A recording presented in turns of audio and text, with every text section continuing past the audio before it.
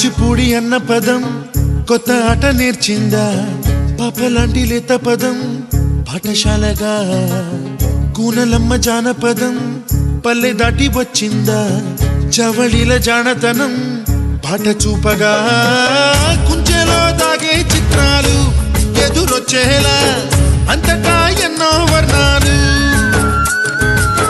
మంచులో దాగే చైత్రాలు బదులిచ్చేలా ఇంతలా ఏవో రాగాలు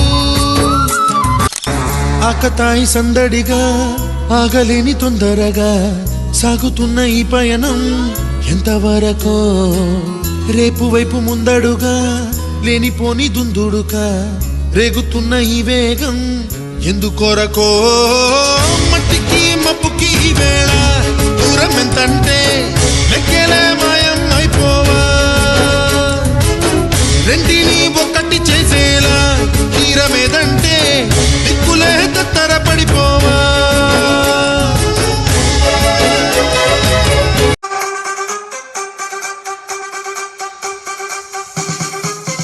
Put your hands up. Put your hands up. Put your hands up. Put your hands up. Hands up. Hands up. Hands up. Put your hands up. Put your hands up. Hands up. Hands up. Put your hands up.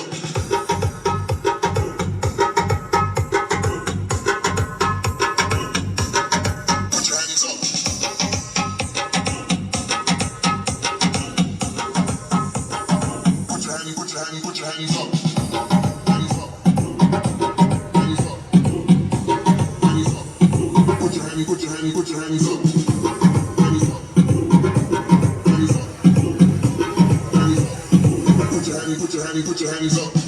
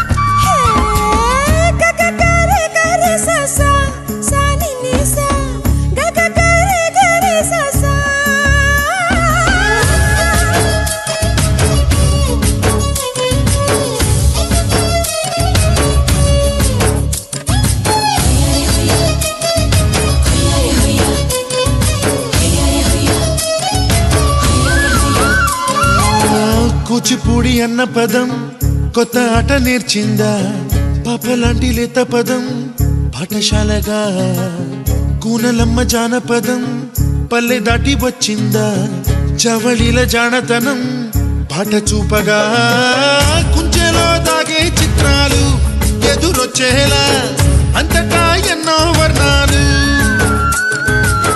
మంచులో దాగే చైత్రాలు బదులిచ్చేలా ఇంతలా ఏవో రాగాలు ఆకతాయి సందడిగా ఆగలేని తొందరగా సాగుతున్న ఈ పయనం ఎంతవరకో రేపు వైపు ముందడుగా లేనిపోని దుందుడుగా రేగుతున్న ఈ వేగం ఎందుకొరకో మట్టికి మప్పుకి ఈ వేళ దూరం ఎంతంటే లెక్కలే మాయం అయిపోవా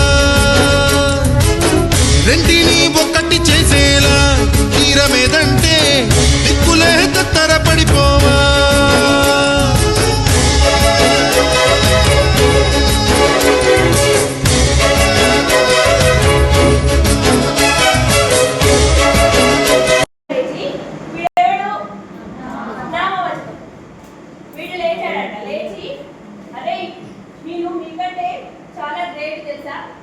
చాలా గొప్పవాడిని.